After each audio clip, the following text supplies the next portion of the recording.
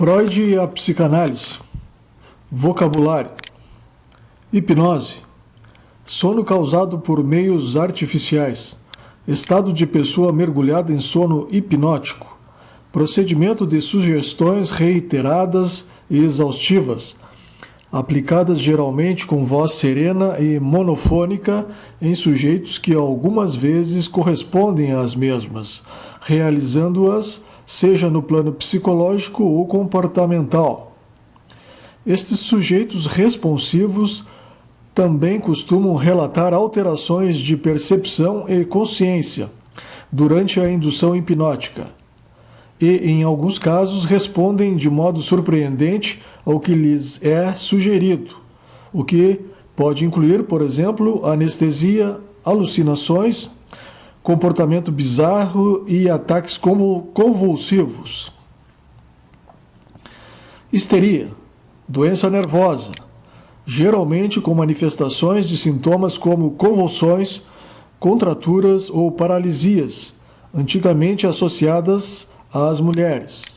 Tipo de comportamento com grande, intensa ou ruidosa manifestação de emoção, sem haver lesão orgânica. Postular, demandar, solicitar. Mundividência, mundo mais vidente mais IA. Concepção ou visão do mundo. Epistemologia, estudo do conhecimento científico do ponto de vista crítico, isto é, do seu valor. Etiologia, estudo sobre as origens das coisas, parte da medicina que trata das causas das doenças. Neurose, doença que se caracteriza por perturbações nervosas que surgem sem que haja qualquer lesão orgânica e por perturbações psíquicas das quais o indivíduo é consciente. Característica que diferencia a neurose da psicose. A neurose de angústia é frequente. A histeria e certas obsessões são também neuroses. Psicose. Designação genérica das doenças mentais caracterizadas pela perda do contato com a realidade. Nos períodos de crises mais intensas podem ocorrer, variando de caso a caso, alucinações ou delírios, desorganização psíquica que inclua pensamento desorganizado ou paranoide, acentuada inquietude psicomotora, sensações de angústia intensa e opressão, e insônia severa. Tal é frequentemente acompanhado por uma falta de crítica ou de insight, que se produz numa incapacidade, ou melhor, que se traduz numa incapacidade de reconhecer o caráter estranho ou bizarro do comportamento. Desta forma, surgem também, nos momentos de crise, dificuldades de interação social e em cumprir normalmente as atividades de vida diária. Líbido, desejo sexual, é caracterizado como a energia aproveitável para os instintos da vida. De acordo com Freud, o ser humano apresenta uma fonte de energia separada para cada um dos instintos gerais. Sua produção, aumento ou diminuição, distribuição e deslocamento devem proporcionar-nos possibilidades de explicar os fenômenos psicossexuais observados. A libido apresenta uma característica importante, que é a sua mobilidade, ou a facilidade de alterar, ou melhor, de alternar entre uma área de atenção para outra. No campo do desejo sexual, está vinculada a aspectos emocionais e psicológicos. Santo Agostinho foi o primeiro a distinguir 3 tipos de desejos. A libido siendi, o desejo de conhecimento, a libido sentiendi,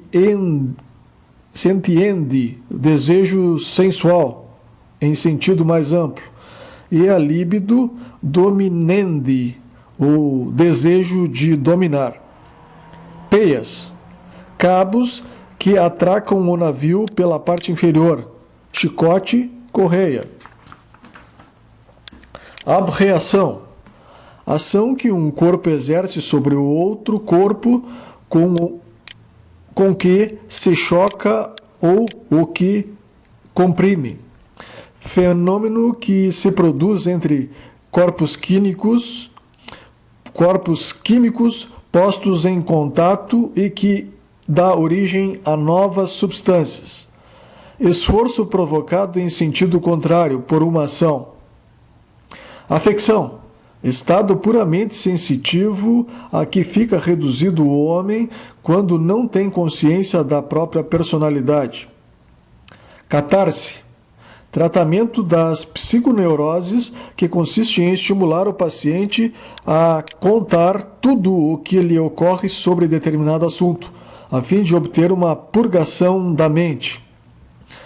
Recalcado, excluir de admissão consciente uma recordação, uma tendência, etc. Hermeneuta, interpretação das palavras no seu sentido mais íntimo, interpretação dos livros sagrados antigos.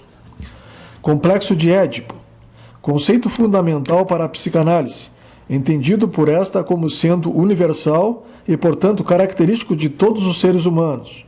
O complexo de Édipo caracteriza-se por sentimentos contraditórios de amor e hostilidade. Metaforicamente, este conceito é visto como amor à mãe e ódio ao pai. Não que o pai seja exclusivo, pode ser qualquer outra pessoa que desvie a atenção que ela tem para com o filho. Mas esta ideia permanece apenas porque o mundo infantil se resume a estas figuras parentais ou aos representantes delas. Uma vez que o ser humano não pode ser concebido sem um pai ou uma mãe, ainda que nunca venha a conhecer uma destas partes ou as duas, a relação que existe nesta tríade é, segundo a psicanálise, a essência do conflito do ser humano. Horda, tribo tártara, povo nômade, bando de pessoas indisciplinadas, de malfeitores, uma horda de bandidos. Ontogênese, série de transformações por que passa o indivíduo, desde a fecundação do ovo até o ser perfeito. Sublimação, mecanismo de defesa do eu, através do qual certos impulsos, desviados de seu objeto primitivo, são integrados na personalidade que os investe em objetos equivalentes de valor social positivo. Lascivos, que provoca lascívia, propensão para a lubricidade, a luxúria. Libidinoso, licencioso, sensual. Carecer, necessitar, sentir falta. Não ter, não possuir. Dádivas, presente, donativo, dom. Vamos agora iniciar propriamente nossa exposição com a biografia, uma breve biografia de Freud. Sigmund Freud nasceu em 1856 em Freiberg, Tchecoslováquia.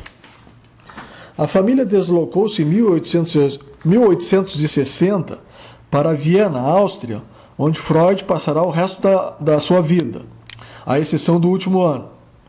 Interessa-se por filosofia, mas tira o curso de medicina formando-se em 1881, aos 25 anos.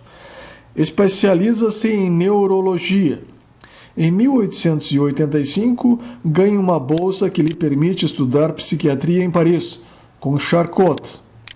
Familiariza-se com técnicas de hipnose e com problemas de foro psiquiátrico, nomeadamente em casos de histeria. Deixa Paris em 1886, aos 30 anos. Nesse mesmo ano, casa com Martha Bernays, de quem tem 6 filhos. A sua vida é cheia de dificuldades, quer financeiras, quer profissionais. A psicanálise teve que travar uma longa luta para afirmar as suas teorias, que foram consideradas escandalosas pela mentalidade puritana muito dominante em Viena. Aos 80 anos, é finalmente reconhecido oficialmente a grandeza de Freud, sendo-lhe atribuído o prêmio Goethe. A sua obra é traduzida e divulgada em todo o mundo, culto. Nos últimos anos, luta desesperadamente contra a doença, o cancro no maxilar, sendo sujeito a inúmeras intervenções. Em junho de 1938, é obrigado a fugir, depois que o regime nazista condena a psicanálise enquanto produto judeu e decadente. Para escapar à Gestapo, os seus amigos conseguem negociar a sua fuga para Londres, onde morre a 23 de setembro de 1939, aos 83 anos.